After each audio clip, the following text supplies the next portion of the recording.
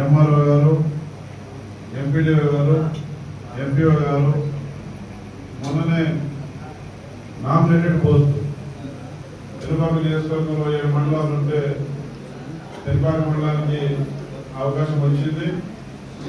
దిశా committee కేంద్ర ప్రభుత్వ పథకాలు గ్రామాల్లో మండలాల్లో ఏ విధంగా అమలవుతున్నాయో వారి యొక్క పురోగతిని సమీక్షించే సమావేశాల్లో పాల్గొనే అవకాశం పెనుపాక మండలానికి వచ్చింది.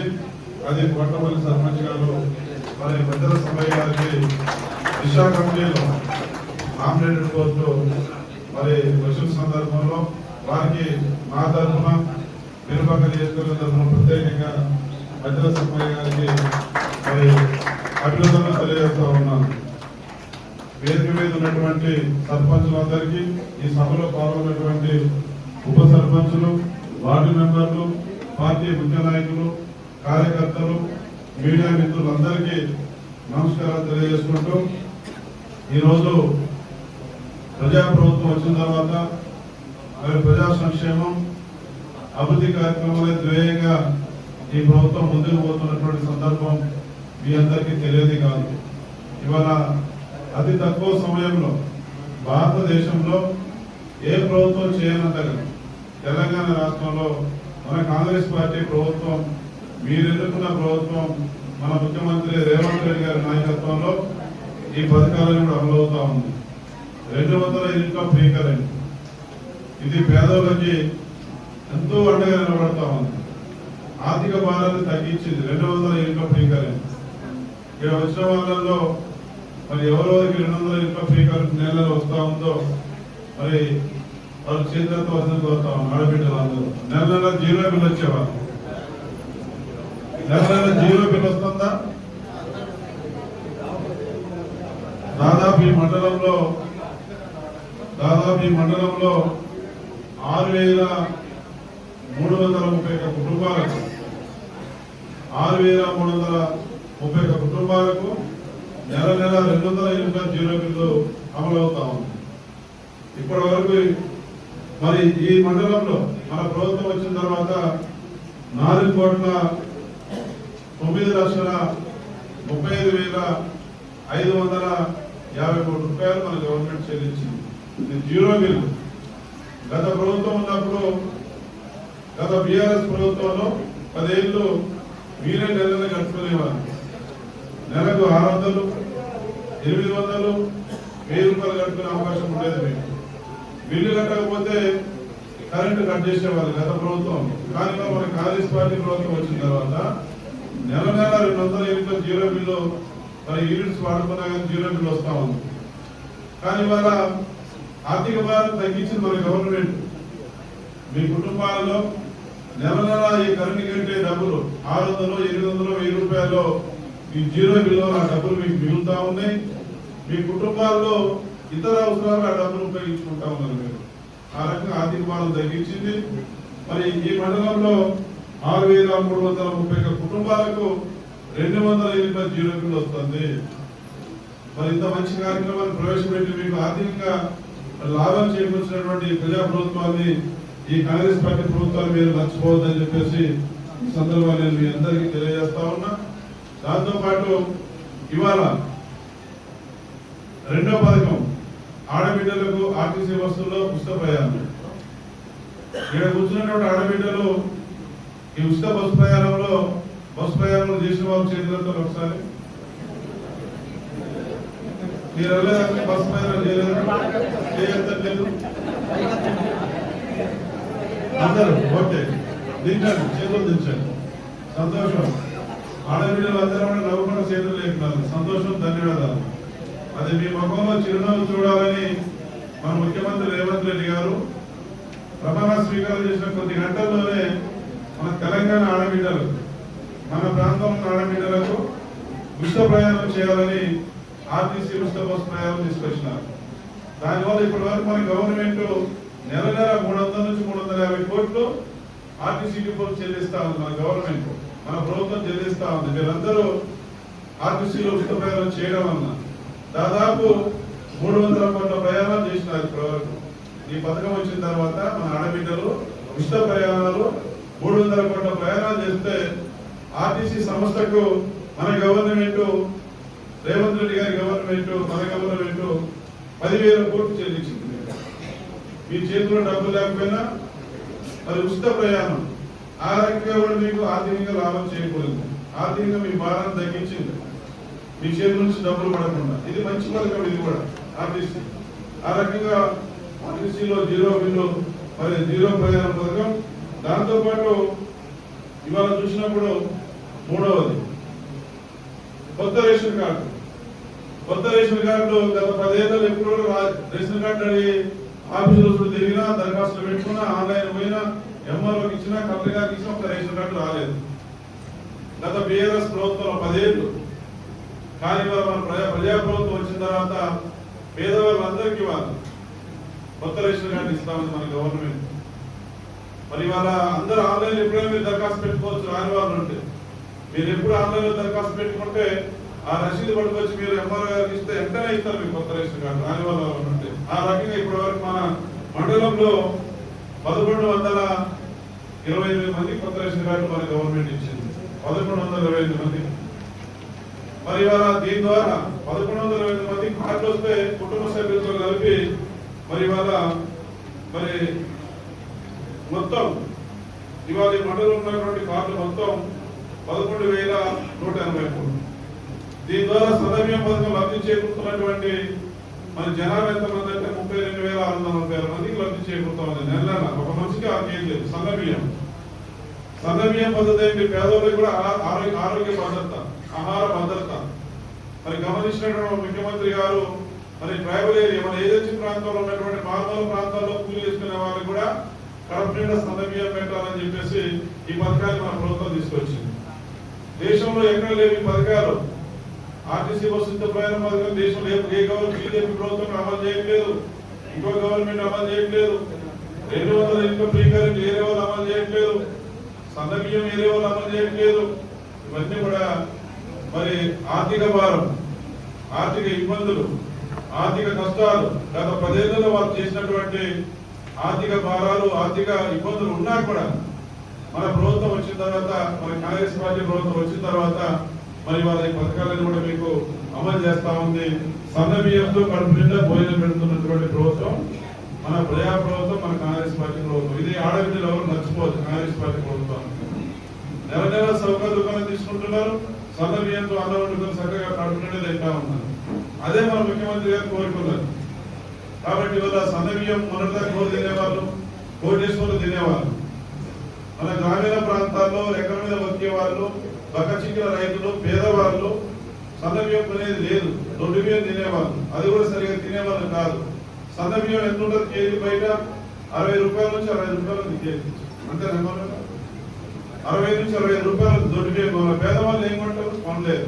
అందుకని చెప్పేసి మరి పెనుపాక మండలంలో ఉన్నటువంటి మొత్తం 23 గ్రామ పంచాయతీ, మొత్తం ఈ మండలంలో 23 గ్రామ పంచాయతీలు, 71 గ్రామాల్లో ఉన్నటువంటి పేద కూలీలు. సీజన్ రాగానే ఇప్పుడు వర్షాకాలం స్టార్ట్ అయింది, జూన్ వచ్చి వర్షాలు పడితే స్టార్ట్ అయింది. కూలీ పని, వ్యవసాయ పని పోతారు, తర్వాత గడప గోళ్ళకి వెళ్తారు, తర్వాత పచ్చి గోళ్ళకి వెళ్తారు. మరి ఉదయం పోయి సాయంత్రం దాకా మీకు ఎంత కూలీ వస్తుంది తెలియదు కదా కష్టపడే వాళ్ళు. అటువంటి వాళ్ళందరూ కూడా మన ప్రభుత్వం మరి వాళ్ళ సన్నబియ్యం కడుపు నిండా భోజనం పెడతా ఉంది. పథకం మరి మీకు ఆహార భద్రత, ఆరోగ్య మరి రక్షణగా ఈ ప్రభుత్వం ఈ పథకం నిలుస్తా ఉంది. మీరెవరు కూడా మరి ఈ పథకం ఇస్తున్నటువంటి మన ప్రభుత్వాన్ని మర్చిపోవద్దని చెప్పేసి ఈ సందర్భంగా తెలియజేస్తా ఉంది. దాంతోపాటు ఇవాళ ఇందిరమ్మ ఇల్లు, ఇది ఒక అద్భుతమైన పథకం. పేదోళ్ళకి ఒక వరం, పేదోళ్ళకి సొంత ఎన్నికలను నెరవేర్చేటటువంటి, ఆత్మ గౌరవాన్ని నిలబెట్టేటటువంటి, ఆత్మ గౌరవంతో బతికేటటువంటి మంచి పథకం ఇది ఇందిరమ్మ ఇళ్ళ పథకం. ఇది మామూలు పథకం కాదు. ఇది ఒక ఇల్లు కట్టుకోవడానికి 5 లక్షల రూపాయలు మన గవర్నమెంట్ ఇస్తాము. అప్పుల భారం, కేసీఆర్ అప్పులు చేసిపోయిండు, అప్పులకి అసలు ఒకటి మన గవర్నమెంట్ రేవంత్ రెడ్డి గారు కడతా ఉన్నాం. నెల కేసీఆర్ అప్పులు ఇవాళ రేవంత్ రెడ్డి గారు కడతా ఉన్నారు. నెలకు ఎంత కడుతున్నారో తెలుసా? 10 ఏళ్ళు ముఖ్యమంత్రి చేసినాడు పేద ముఖ్యమంత్రి కేసీఆర్. నెల నెల మనకు వచ్చే ఆదాయంలో మన రేవంత్ రెడ్డి గారు అసలు వడ్డీ కలిపి 7,000 కోట్లు కడతామన్నారు. మరి ఆయన అప్పు చేయకపోతే 7,000 కోట్లు సంక్షేమ పథకాలు అభివృద్ధికి బాగా జరిగేది. అంత ఇబ్బంది ఉన్నా సరే, లోటున్నా సరే, బాధలున్నా సరే, కష్టాలున్నా సరే నెల నెల కేసీఆర్ అప్పు కట్టుకుంటూ అసలు వడ్డీ కట్టుకుంటూ మరి ఇవాళ ప్రజాపాలన అందరూ నచ్చే విధంగా, అందరూ మెచ్చే విధంగా, అన్ని కులాలకు, అన్ని మతాలకు, పార్టీలకు అతీతంగా ఇప్పుడు చెప్పిన పథకాలన్నీ ఈ పార్టీ ఆ పార్టీ లేదు, పేదవాళ్ళందరికీ, అర్హత ఉన్న వాళ్ళందరికీ అందిస్తూ ఇవాళ అతి తక్కువ సమయంలోనే మన ప్రజా ప్రభుత్వంలో మన కాంగ్రెస్ పార్టీ ప్రభుత్వం అత్యంత ప్రజాదరణ పొందింది. ఎందుకంటున్నానంటే ఇవాళ ఏ ఎన్నికలు జరిగినా దాన్ని ఇవాళ కాంగ్రెస్ పార్టీ ప్రభుత్వాన్ని అన్ని వర్గాల ప్రజలు ఆశీర్దిస్తా ఉన్నారు. గ్రామీణ ప్రాంతంలో ఉన్న వాళ్ళు ఆశీర్దిస్తా ఉన్నారు, టౌన్ లో ఉన్న వాళ్ళు కూడా ఆశీర్దిస్తా ఉన్నారు. మరి ఇవాళ అసెంబ్లీ ఎన్నికల్లో ఓడిపోయిన వాళ్ళు ఫామ్ హౌస్ పరిమితమైనారు. మరి తర్వాత జరిగిన పార్లమెంట్ ఎన్నికల్లో 0 వచ్చినాయి, ఒక సీట్ కూడా గెలవలేదు బీఆర్ఎస్ వాళ్ళు. తర్వాత బై ఎలక్షన్ వచ్చింది, ఎండోమెంట్ హైదరాబాద్ లో ఉంటుంది మహానగర్ ఎండోమెంట్ కాన్స్టిట్యూన్సీ లో బై ఎలక్షన్ వస్తే కాంగ్రెస్ పార్టీ గెలిపించారు. జూబ్లీ హిల్స్ బై ఎలక్షన్ వస్తే కాంగ్రెస్ పార్టీ గెలిపించారు. పంచాయతీ ఎన్నికల్లో కాంగ్రెస్ పార్టీని బ్రహ్మాండంగా గెలిపించారు. మున్సిపాలిటీ ఎక్కడ జరుగుతాయి? టౌన్ లో జరుగుతాయి. టౌన్ లో ఉన్న ప్రజలు కూడా మన ప్రజా ప్రభుత్వాన్ని దీవించి బ్రహ్మాండంగా మున్సిపాలిటీని గెలిపించారు. తెలంగాణ రాష్ట్రంలో అతి తక్కువ సమయంలో ఒక అన్ని వర్గాలు నచ్చే విధంగా, మెచ్చే విధంగా ఒక అద్భుతమైనటువంటి పాలన మన ముఖ్యమంత్రి రేవంత్ రెడ్డి గారు అందిస్తా ఉన్నారు. ఇది ఎవరు మర్చిపోరాదు. ప్రతి కుటుంబానికి, ప్రతి మనిషికి నేను చెప్పిన పథకాల్లో ఏదో ఒకటి పొందుతా ఉంది, లబ్ధి చేకూరుతా ఉంది. ఒక కుటుంబానికి 3-4 పోతున్నాయి, ఒక కుటుంబానికి 2 పోవచ్చు, ఒక వ్యక్తికి 1 రావచ్చు. కానీ ప్రతి మనిషికి మన ప్రభుత్వం అమలు చేసే ఈ పథకాలను అందుతా ఉన్నాయి. దాని ద్వారా మీకు మేలు జరుగుతూ ఉంది, లబ్ధి చేకూరుతా ఉంది. ఇవన్నీ కూడా మీరు ఆడబిడ్డలు ఎవరు మర్చిపోవద్దని ఈ సందర్భంలో మీ అందరికీ తెలియజేస్తా ఉన్నా. దాంతో పాటు ఇవాళ కళ్యాణ లక్ష్మి షాది ముబారక్ శిఖరం సంబంధించి కూడా మన ప్రభుత్వం వచ్చిన తర్వాత ఈ మండలంలో 246 మందికి, ఈ రోజు మనం 30 మందికి ఇస్తా ఉన్నాం. 246 మందికి పేదోళ్లకు, మరి పేద కుటుంబాల ఆడబిడ్డల కన్నా తల్లిదండ్రులకు భారం కాకుండా, అప్పుల పాలు కాకుండా వారు సంతోషంగా ఆడబిడ్డ పెళ్లి చేయాలని చెప్పేసి ఈ పథకం ద్వారా మన ప్రభుత్వంలో, కాంగ్రెస్ పార్టీ ప్రభుత్వంలో 246 మందికి 1,02,16,000 చొప్పున మరి ఇవాళ దాదాపు 2,46,28,530 మరి 530 రూపాయలు అందించడం జరుగుతూ ఉంది. ఇది పేదవాళ్ళకి మంచిగా ఉపయోగపడతా ఉంది పథకం. ఇక్కడ కూర్చున్నటువంటి ఆడబిడ్డలకు మనం చేస్తా ఉన్నాం. మీ ఎమ్మెల్యే ఆడబిడ్డ ఉన్న తల్లిదండ్రులు ఎవరు బాధపడద్దు, ధైర్యంగా ఉండండి. మీ బిడ్డ పెళ్లి 18 సంవత్సరాలు నిండిన తర్వాత చేస్తేనే ఈ పథకం వస్తుంది. చిన్నప్పుడు చేయొద్దు, మైనార్టీలో చేయొద్దు, మేజర్ అయిన తర్వాతనే చేయాలి. మీ ఆడబిడ్డ పెళ్లి గుర్తు పెట్టుకోండి. అట్లా మేజర్ అయిన తర్వాత పెళ్లి చేస్తేనే ఈ పథకం వస్తుంది. దానికోసం ఈ పథకం పెట్టారు. ఆడబిడ్డల కన్నా తల్లిదండ్రుల బాధలు పోవాలి, మేజర్ అయిన తర్వాత పెళ్లి చేయాలి, ఈ పథకం మీకు వస్తుంది. అందువలన ఈ పెనుపాక మండలంలో మరి చిన్నప్పుడు ఎవరికి పెళ్లి చేయట్లేదు. పూర్వకాలంలో చేసేవాళ్ళు చిన్న వయసులో పెళ్లి. చిన్న వయసులో పెళ్లిళ్ళు చేస్తే ఎన్ని ఇబ్బందులు ఎదురవుతాయో, ఎన్ని కష్టాలు ఇబ్బందులు ఎదురవుతాయో ఆడబిడ్డలకు బాగా తెలుసు.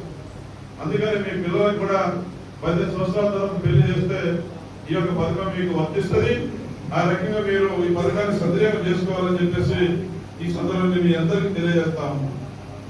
ఇతర బిల్లులకు సంబంధించి కూడా ఫస్ట్ విడతలో మీ ఎమ్మెల్యే నాకు 3,500 ఇళ్ళు వచ్చినాయి. ఇవి సరిపోవని చెప్పేసి మనందరి ప్రియతమ నాయకులు రాష్ట్ర మంత్రివర్యులు పొంగులేటి శ్రీనివాస్ రెడ్డి గారు చెప్పగానే, ఇంకా ఏ ఇల్లు కావాలని చెప్పేసి చెప్పగానే ముఖ్యమంత్రి గారితో మాట్లాడి అదనంగా 1000 ఇల్లు స్పెషల్ కూడా ఇప్పించినారు. పోయినసారి ఫస్ట్ విడతలో మొత్తం 4,500 ఇల్లు, 1 కాదు 2 కాదు 4,500 ఇల్లు మనం ఫస్ట్ విడతలో కట్టిస్తా ఉన్నాం. గృహప్రవేశాలు కూడా మొన్న ముఖ్యమంత్రి గారు 1,00,000 ఇళ్ళ గృహప్రవేశాలు చేసినారు. మన నియోజకవర్గాలు కూడా చేసినాం. మనం 800 ఇల్లు, 4,500 ఇస్తే 800 ఇల్లు గృహప్రవేశాలు చేసినాం. ముఖ్యమంత్రి గారు ప్రారంభం చేయగానే పేదవాళ్ళు చాలా అందంగా కట్టుకుంటా ఉన్నారు. అద్భుతంగా ఉన్న ఇల్లులు. కొంతమంది నాప్రా చేసుకుంటున్నారు, కొంతమంది సిమెంట్ ఫ్లోరింగ్ చేసుకుంటా ఉన్నారు, కొంతమంది టైల్ చేసుకుంటా ఉన్నారు, కొంతమంది గ్రానైట్ చేసుకుంటా ఉన్నారు, కొంతమంది సీలింగ్ చేసుకుంటా ఉన్నారు. ఆ డబ్బులు కొద్దిగా డబ్బులు కలుపుకుంటే చాలా అందంగా తయారైతా ఉంది. ఆడవాళ్లకు నిన్న కూడా పదిహేను ఇల్లు ప్రారంభం చేసిన గృహప్రవేశం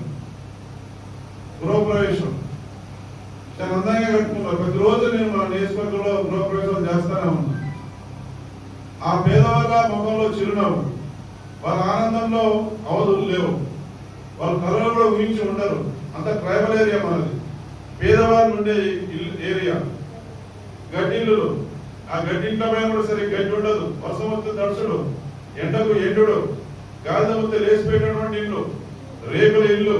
అటువంటి వాళ్ళకి వాళ్ళ నీడలిచ్చి మరి వాళ్ళ 5 లక్షల రూపాయలు ఇచ్చి మీకు సొంత కళ నెరవేరుస్తా ఉంది. చాలా మంది కూడా పేదవాళ్ళు కళలో కూడా ఊహించి ఉండరు పక్కా ఇల్లు కట్టుకుంటామని. అటువంటి పేదవాళ్ళకి మీకు మనోధైర్యంగా గుండె నిపుణంతో మీరు ఉండే విధంగా సంతోషంగా సొంత ఇంటి కళ నెరవేర్చే దాంట్లో ఇందిరమ్మ పథకంలో మన ప్రభుత్వం పేదవాళ్ళందరికీ కూడా అవకాశం కల్పిస్తా ఉంది. మన ప్రజా ప్రభుత్వం, మన కాంగ్రెస్ పార్టీ ప్రభుత్వంలో గతంలో కూడా ఇందిరమ్మ ఎవరు ఇచ్చినారు? వైఎస్ రాజశేఖర రెడ్డి గారు ముఖ్యమంత్రిగా ఉన్నప్పుడు, అప్పుడు నేను 2004లో ఎమ్మెల్యేగా ఉన్నాను, కోరికపాడు ఎమ్మెల్యేగా. 1000 మందికి ఇల్లు కట్టించిన ఆ రోజున కట్టించిన ఇల్లు తప్ప మధ్యలో తెలంగాణ వచ్చింది, కేసీఆర్ ముఖ్యమంత్రి అయ్యిండు, 10 ఏళ్ళు డబుల్ బెడ్రూమ్లు కట్టిస్తా ఓడిపోయేదా కట్టిస్తున్నాడు. ఎక్కడ ఏ ఊళ్ళో ఇల్లు కట్టేదా? ఒక ఇల్లు అన్ని గ్రామాల ఇల్లు ఈ పినపాక మండలంలో 23 గ్రామ పంచాయతీల్లో 71 గ్రామాలలో అన్ని గ్రామాల్లో ఇందిరమ్మ ఇల్లు కట్టిస్తా ఉన్నాం. మళ్ళీ నాకు 2 విడత ఇల్లు వచ్చిన ఇందిరమ్మ ఇల్లు, అవి కూడా పేదవాళ్ళకి ఇస్తా. నేను ఇలా పార్టీలు లేవు, ఏం లేవు, పేదవాడే కాదా, అర్హత ఉందా లేదా, కులాలకు సంబంధం లేదు, పార్టీలకు సంబంధం లేదు. పేదవాడైతే అర్హత ఉంటే వాళ్ళందరికీ ఇల్లు ఇచ్చే బాధ్యత మీ ఎమ్మెల్యేగా నాది. ఇల్లు రాలేదని బాధ పెట్టుకోకండి, ఇల్లు రాలేదని బాధ మీరు పెట్టుకోకండి. ఇందిరమ్మ ఇళ్లలో సంక్షేమ పథకాలు రాజకీయాలు ఏమీ లేవు. క్లియర్ గా ఉన్న మీ ఎమ్మెల్యేగా పేదవాళ్లకు మేలు చేయాలని మన ప్రభుత్వం ఆలోచన చేస్తా ఉంది. ఆ ఆలోచన, ఆ లక్ష్యాలు మీకు అందించడానికి మీ ఎమ్మెల్యేగా గ్రామ స్థాయిలో, నియోజకవర్గ స్థాయిలో పనిచేస్తా ఉన్నాను.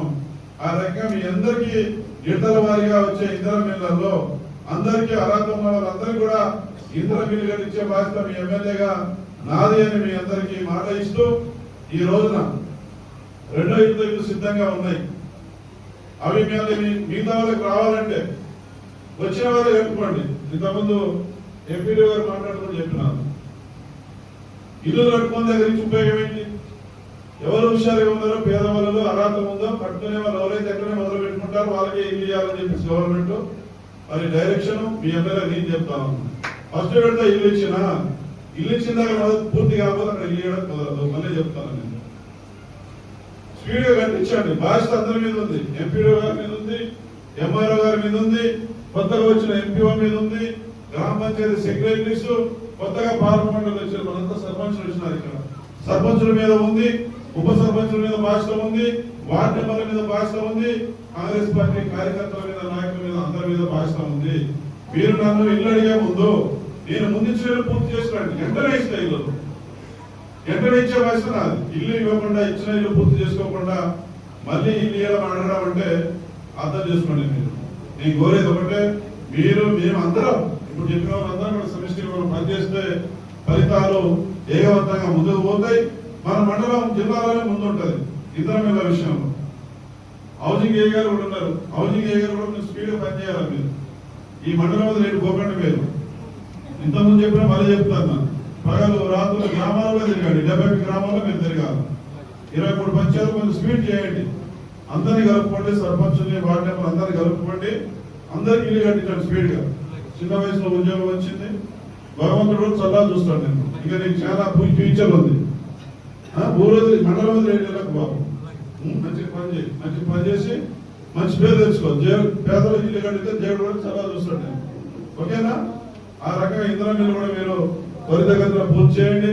సర్పంచులు చెప్తా ఉన్నా, అధికారులు చెప్తా ఉన్నా, నా వచ్చిన నాయకులు, కార్యకర్తలు చెప్తా ఉన్నా, ఇచ్చిన ఇల్లు పూర్తి చేయించండి.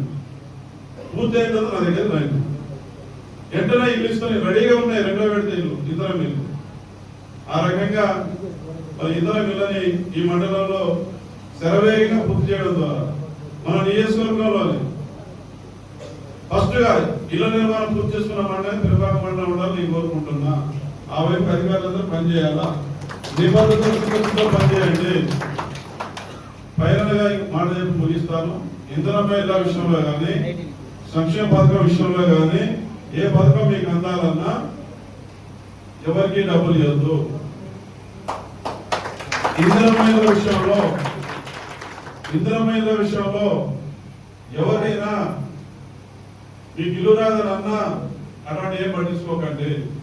నేరుగా నా దగ్గరకు రండి, ఆధార్ కార్డు రేషన్ కార్డు పట్టుకొని రండి.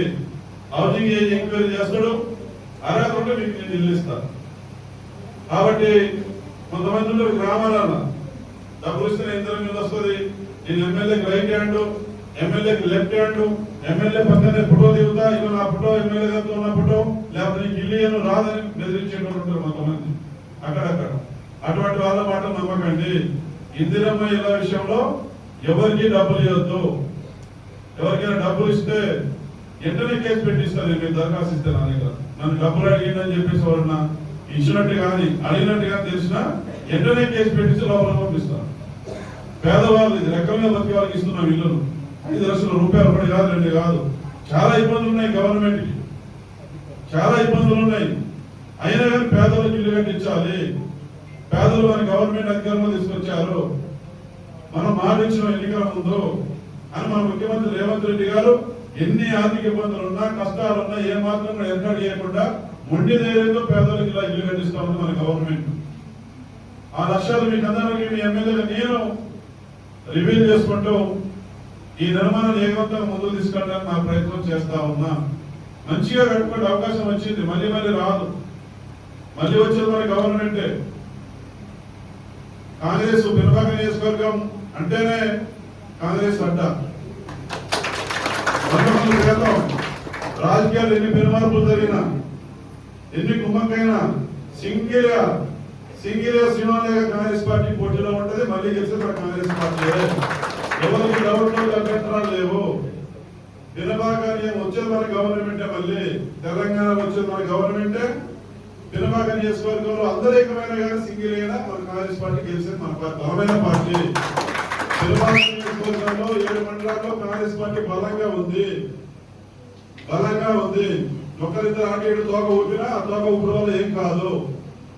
ప్రజల దీవెనలు ఉన్నాయి, ఆడబిడ్డల దీవెనలు ఉన్నాయి, రైతుల దీవెనలు ఉన్నాయి, అన్ని వర్గాల దీవెనలు ప్రభుత్వానికి ఉన్నాయి. కాంగ్రెస్ పార్టీ బలమైన పార్టీ. ఒకసారి అన్ని పార్టీలు ఏకమైనాయి, అయినా కానీ కాంగ్రెస్ గెలిచింది. ఇక్కడ చరిత్ర చూస్తే అనేక సార్లు కాంగ్రెస్ గెలిచింది నియోజకవర్గంలో. మళ్ళీ మన ప్రభుత్వం అధికారంలోకి రాబోతా ఉంది. ఇక్కడ మన కాంగ్రెస్ పార్టీ మనం అసెంబ్లీ కూడా మనమే గెలవబోతా ఉన్నాం రేపు. మీ దీవెనలో ఆశీర్వాదాలు నేను కోరేది ఒకటే, మీ అందరికి ఎవరు ఏం చెప్పినా చెప్పకపోయినా కళ్ళారు చూస్తా ఉన్నారు, టీవీలో చూస్తా ఉన్నారు, సోషల్ మీడియాలో చూస్తా ఉన్నారు. పథకాలు మీకు అంతా ఉన్నాయి, లబ్ధి చేకూరుతా ఉన్నాయి, మీ కుటుంబాల్లో బాధలు పోతా ఉన్నాయి. మీ మొక్కలో చిరునవ్వు చూడాలని, మీరు సంతోషంగా ఉండాలని మన ముఖ్యమంత్రి రేవంత్ రెడ్డి గారు ఏవైతే పథకాలు పెట్టారో అవి అందరికీ వస్తా ఉన్నాయి, అందుతా ఉన్నాయి, లబ్ధి చేకూరుతా ఉన్నాయి.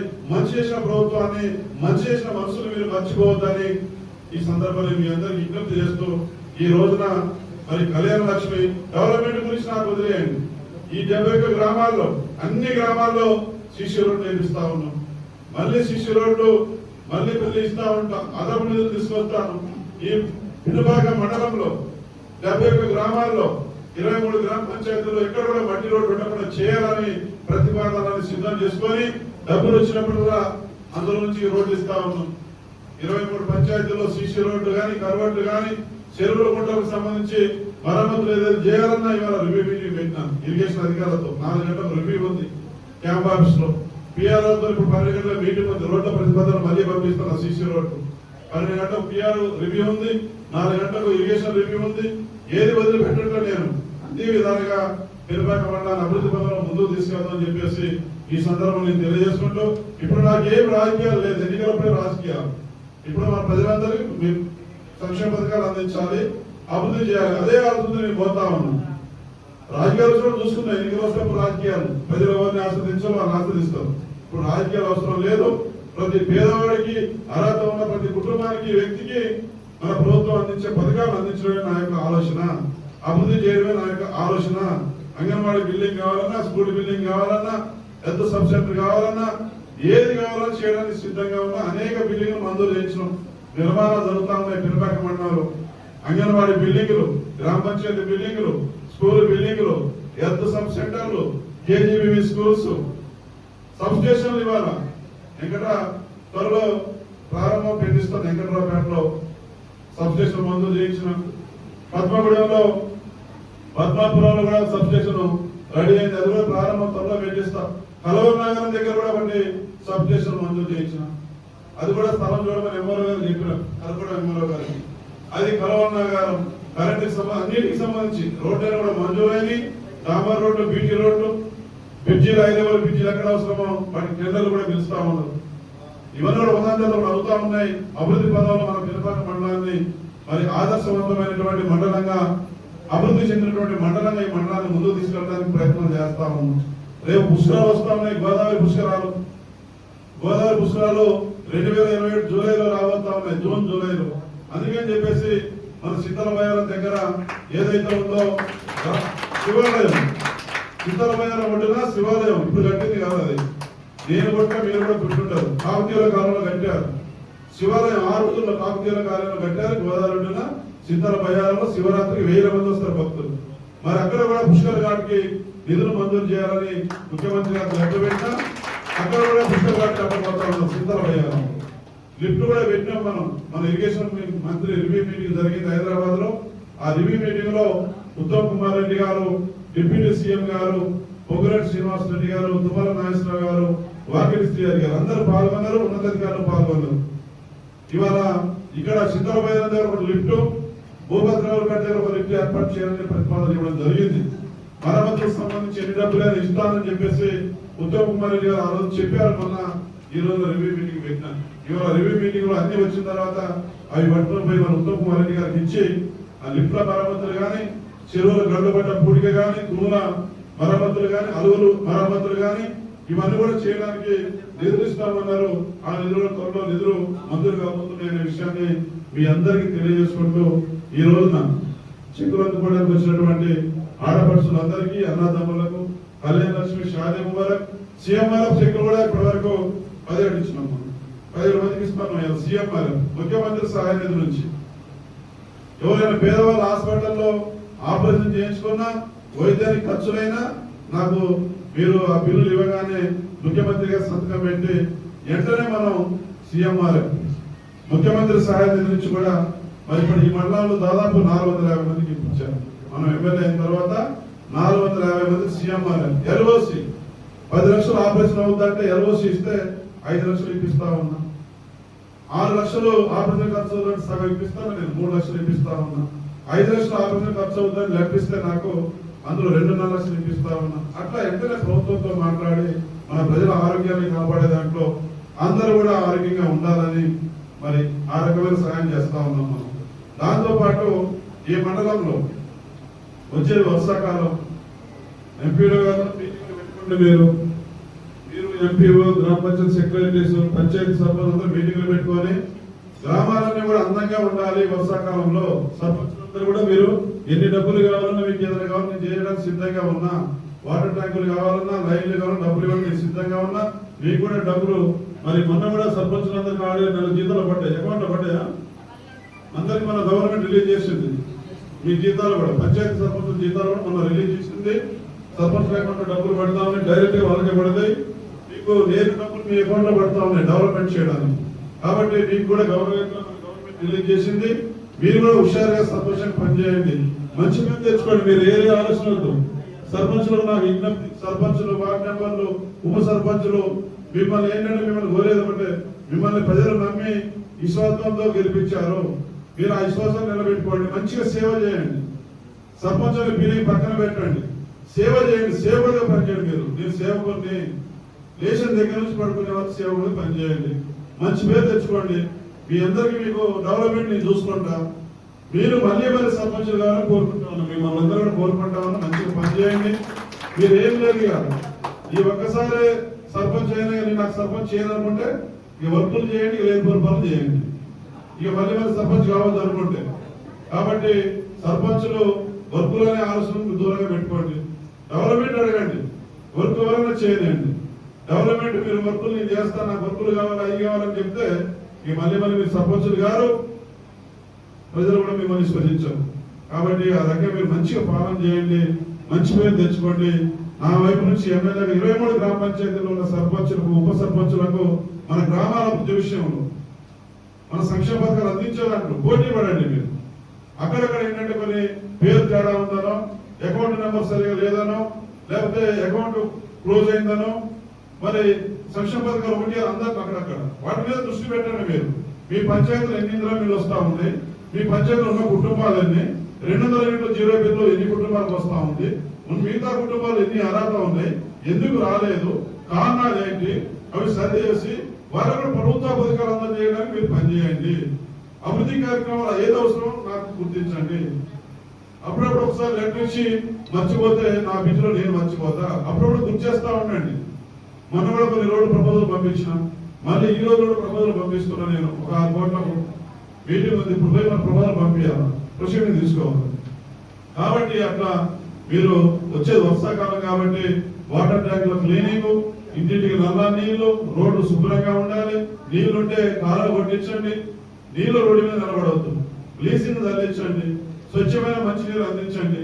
ఈది లైట్లు కదా నైట్ పూట సర్పంచులు ఏం కోరరు ప్రజలు, ఈది లైట్లు, ఇంటింటికి మన నీళ్లు, రోడ్డు శుభ్రంగా ఉండాలి, ఇవే కోరుకుంటారు. పెద్ద పెద్ద నాకు చెప్పండి, నేను చేసి పెట్టే బాధ్యత నాదే అని చెప్పేసి మీ అందరికి మరొకసారి తెలియజేసుకుంటూ, చెప్పగానే ఈ కార్యక్రమం ఏర్పాటు చేసినటువంటి ఎంఆర్ఓ గారికి, అదేవిధంగా వేదిక మీద ఉన్న అధికారులకు, సర్పంచులకు, ఉప సర్పంచులకు, వార్డు మెంబర్లకు, మరి జిల్లా కమిటీలో నామినేటెడ్ పోస్టు మరి దిశ కమిటీ మెంబర్ గా ఎన్నికైనటువంటి మన కోట్లపల్లి సర్పంచ్ గారు మధ్య సమయ గారికి అందరికీ మరొకసారి నమస్కారాలు, ధన్యవాదాలు, అభినందనలు తెలియజేస్తూ ముగిస్తా ఉన్నాను. అందరికీ నమస్కారాలు, ధన్యవాదాలు. Thank you.